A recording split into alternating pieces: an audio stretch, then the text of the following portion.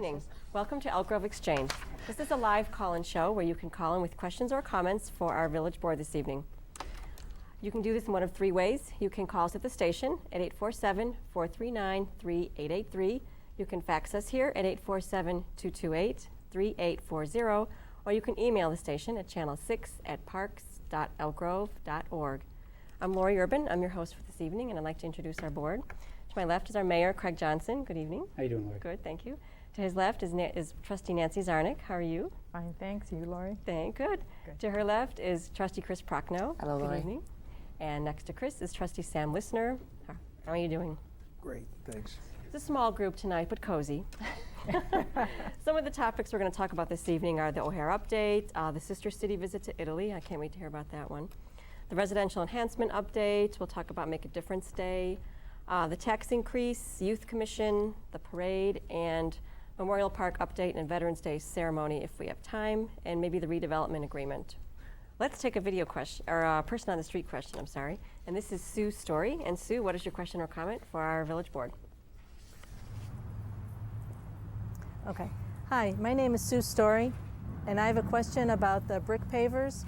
I read in the paper that it was voted on and whether or not to have the paver sealed, and it was turned down. And I was just wondering, first of all, what it would accomplish by sealing the brick pavers, and secondly, why it was turned down. Because I know that a lot of residents are concerned about the snowplows and having the bricks come up. And so I thought maybe if they were sealed, then a lot of people wouldn't worry about that this winter. Thank you. You want to start? Welcome. Okay. The ceiling would not affect the pavers themselves as far as stability goes. Ceiling, which two of us sitting up here thought we should test it to see if it works. It more or less would give it a brighter look, Okay. Almost like a wet look. It's not a glaze, but almost like a glaze look compared to a flat look. And thought that it might be a good way to even accent the appearance of the brick pavers than they are now. But the board discussed it not once but twice, actually voted on it twice. And some of us want to do a test intersection just to see how it holds up, because the ceiling company said that under the wear and tear of the weather of salt and the traffic and all that, you may have to do it as much as twice a year.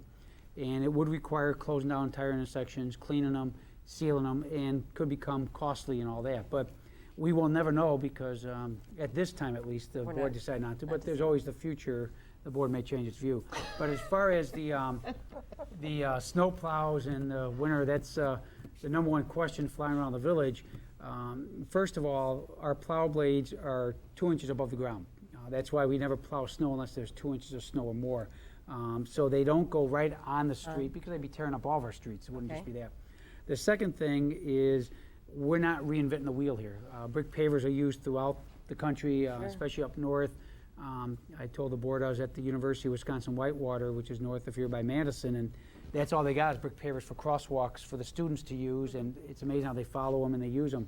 But what we did was we put in a concrete base, we put in a concrete edging around it. The exact same thing we did in the town center. And we've had the town center now for almost 6 years. Not one brick has come up. We haven't had to replace one brick from all the plowing and the traffic and all that goes on. So with this concrete base we put in our foundation, it will hold them in place. But we did even one step further, just to make ultimately sure that we will not be damaging anything. If people notice the bricks, there's a type of bricks on the interior. Then we edge the bricks with what we call the tumbled cobblestone look. Yes, I did see that. And that's already a little rough looking. It's the appearance that it gives.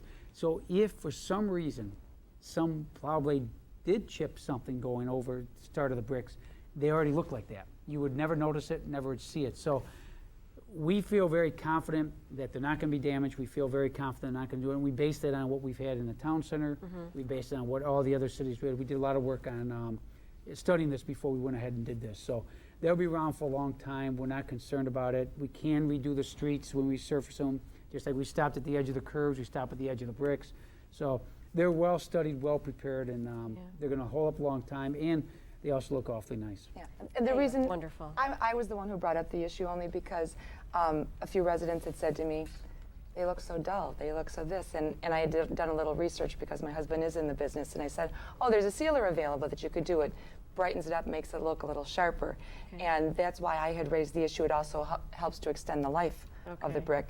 But once again, when I'm talking about the sealer there, we're thinking about your driveway, your back patio.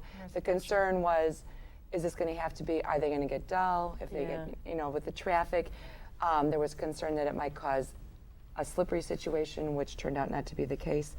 I would have liked to have seen a test intersection just to see how they would wear and tear, but you never know. The mayor doesn't always get his way, I And guess. we felt, It and happens then sometimes. the other two that happened to be here tonight felt The other two? that along with the, you know, the majority of the board And a felt lot of that expert advice. a lot of expert advice that it was, you know, more for residential than it was for commercial, which, you know, the wear and tear that we have. Sure. And it didn't, to me, you know, I felt the money that would be expended wasn't necessary, especially when you know you had to do it at least once a year, maybe twice a year. We don't need to close streets down Yeah. more, and especially after some of the comments from Oh, yes. what we have with the brick pavers. Everybody's being very patient, and we keep asking for that because there's still, you know, work to be done along those lines. But we just felt that this was not necessary Right. to do, to spend that money and to do something that really was not meant for the type of wear and tear that we have on our main streets. And we do have a large supply of replacement bricks. Would it be necessary to do that? But, and the way that it's set up, it's so simple that you would just literally lift Lift out up. one brick and Okay. put one in, so that maintenance should not be a problem. But not simple enough that anybody who needs a brick, they can go out and take one. Exactly, exactly. Well, Sue, I hope that answered your question if you're watching tonight.